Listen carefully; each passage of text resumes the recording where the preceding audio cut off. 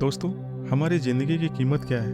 हम में से बहुत से लोग के पास शायद इसका जवाब नहीं होगा, क्योंकि हम अपनी ज़िंदगी की वैल्यू नहीं देते और ना ही समझते हैं कि हमारी ज़िंदगी का महत्व क्या है। इसलिए अपने जीवन को कुछ ऐसी चीज़ों में बर्बाद कर देते हैं जिनसे हमारा कोई फ़ायदा तो नहीं होता, लेकिन हाँ, नुकसान बहुत होता है। कुछ लोग अपनी ज़िंदगी शराब के पीछे, कुछ लोग लड़कियों के चक्कर में, तो कुछ अपनी बची खुची सारी ज़िंदगी पैसे पैसे पैसे करके बर्बाद कर देते हैं। तो आज हम आपको बताएंगे कि बुद्ध के नज़रिए से कि ज़िंदगी की कीमत क्या है।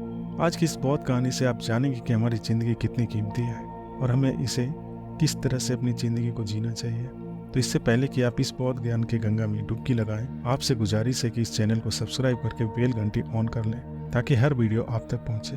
तो आइए शुरू करते हैं। एक बार की बात है, गौतम बुद्ध अपने शिष्य को जिंदगी से जुड़ी अच्छी क्या है बुरी क्या है का ज्ञान दे रहे थे। सभी शिष्य उनकी बातों को बहुत ध्यान से सुन रहे थे। उन सभी शिष्यों में एक शिष्य ऐसा था जिसे हर वक्त सवाल मन में जो भी आता था उसे पूछने की काफी आदत थी।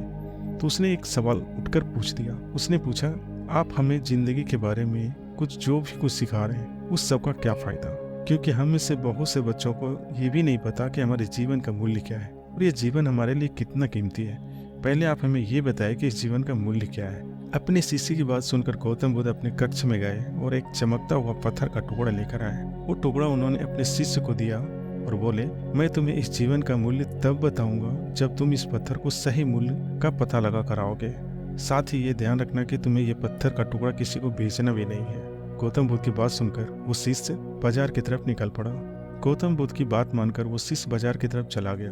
बाजार में सबसे पहले उसकी नजर एक फल बेचने वाले ठेले पे पड़ी और उसने जो पत्थर उस फल वाले को दिखाया और बोला, इस पत्थर के बदले आप मुझे कितने फल दे सकते हो? फल वाले को उस पत्थर के बारे में कोई ज्ञान ही नहीं था, तो उसने ये पत्थर को देखा और बोला, ये पत्थर तो कुछ खास तो नहीं है, लेकिन फिर भी इसके बदले में तुम्हें कुछ केले दे सकता हूँ। वो शिष्य उस पत्थर को लेकर आगे चला गया। फिर उसे एक सब्जी वाला मिला। शिष्य ने उस सब्जी वाले से उस पत्थर की कीमत पूछी। सब्जी वाले ने उस पत्थर को ध्यान से देखा और बोला, इस पत्थर की कीमत मेरे नजरिए में तो कोई खास है नहीं, फिर भी मैं तुम्हें एक बोरी सब्जी भरकर दे सकता हूँ। उस शिष्य को भी अजीब लग रहा था, हर जगह कुछ अलग अलग कुछ। चलो आगे देखते हैं क्या होता है। इसके बाद वो शिष्य उस पत्थर को लेकर एक सोने के व्यापारी के पास गया। उस पत्थर के टुकड़े की चमक देखते ही उस सुनार ने उसकी कीमत 100 सोने के सिक्के लगाई। शिष्य ने वो टुकड़ा बेचने से मना किया।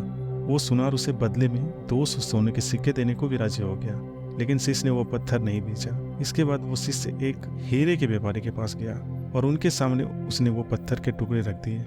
उस पत्थर को देखते हीरे के व्यापारी ने एक साफ कपड़ा बिछाया, उस पत्थर को उसके ऊपर रखा और फिर उसकी परिक्रमा की और हाथ जोड़कर उस पत्थर को कपड़े में लपेटते हुए बोला, तुम जिसे मामूली पत्थर समझकर उसकी कीमत पूछ रहे हो, असल में एक बेशकीमती रूबी है और ऐसा रूबी हर किसी को नहीं मिलता। मैं अगर अपना सब कुछ भी बेच दूं तो इसकी कीमत शायद मैं नहीं दे पाऊंगा। उस व्यापारी की बातें सुनकर वो शिष्य हैरान हो गया। अब उसे थोड़ी थोड़ी समझ आ गया कि इसकी कीमत क्या है और दौड़ा दौड़ा सीधा बुद्ध के पास आया और उन्हें सब कुछ बताया जो उसके साथ पीछे हुआ। बाजार में सब्जी वाले का, केले वाले का, फल वाले का, सोने वाले का क्या क्या रिएक्शन हुआ, सारी बात उसने आके उनको बताया। उसकी अजरज भरी बातें सुनकर गौतम बुद्ध बोले, तुम्हारे सवाल का जवाब इस रूबी की कीमत में ही छिपा है। हमारा जीवन भी एक रूबी है, रूबी की तरह ही ये बेशकीमती है, लेकिन हम इस बात को हमेशा नज़रअंदाज कर देते हैं और अपने जीवन का भी मूल्य नहीं समझते।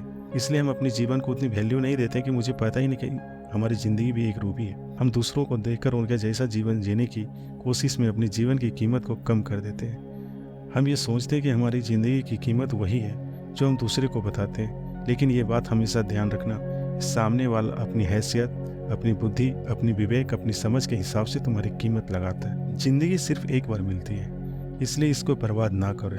अपनी जिंदगी को उतना ही कीमती समझें जितनी कीमती आप बैंक में रखे रुपयों को समझते हैं। आज के समय में लोग अपनी जिंदगी से ज़्यादा कीमती प्यार, पैसों, दिखावे से भरी चीज़ों को समझते हैं। प्यार के चक्कर में लोग अपने आप को खत्म कर लेते हैं। पैसों के चक्कर में ऐसा काम करने लग जाते हैं जिसकी उनकी ज़िंदगी बर्बाद हो जाती है।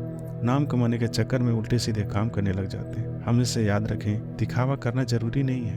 प्यार दोबारा मिल सकता है, पैसे फिर कमाया जा सकता है, लेकिन शायद ज़िंदगी को फिर से ना लाया जा सकता है ना पाया जा सकता है। इसलिए अपनी इस बेशकीमती ज़िंदगी को अच्छे से जिए और हर पल, हर मौसम, हर ख्याल का आनंद लें।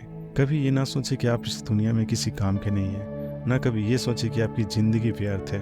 आपके होने या ना होने से किसी को कोई फर्क नहीं पड़ता। जब भी ऐसे नेगेटिव विचार आए तो अपने मन में उस रूबी को एक बार याद कर लें। हमारे जीवन एक रूबी है और ये बेशकीमती है।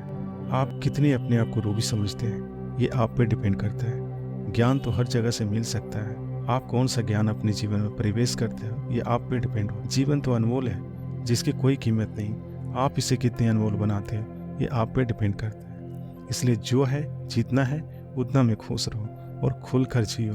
तो आज से जब भी कभी निगेटिव ख्याल आए बस हम उस रूबी को याद करेंगे और आगे बढ़ेंगे।